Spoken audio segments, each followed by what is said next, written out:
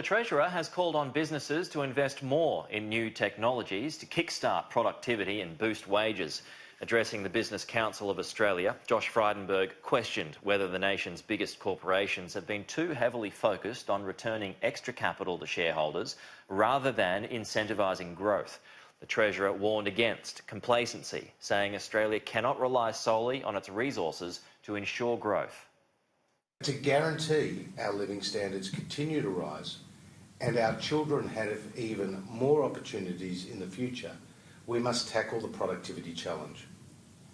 Our productivity growth over the last decade has slowed, and we cannot simply rely on high commodity prices to boost national income. He's told the Business Council of Australia that raising productivity growth by just 0.4% will help the economy grow. In an interview with Sky News, the Treasurer conceded global turbulence could impact business leaders, but urged them to remain positive. Invest for the medium and the long term. There is volatility, I understand that, and that can play into some of the choices that businesses make. But ultimately, the Australian economy's foundations and our fundamentals are strong, and as a government we'll continue to take the necessary action to ensure that our economy continues to grow and more jobs are created.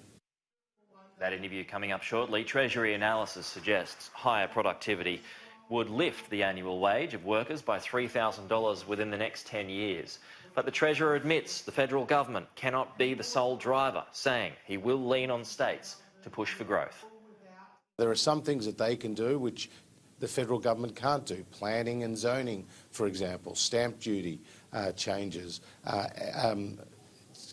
setting up occupational licensing and harmonising that between the states. There are things we can work with them on. There are things that are just within their own remit and jurisdiction. And that's a conversation that I'll be having with the states when we next meet in October.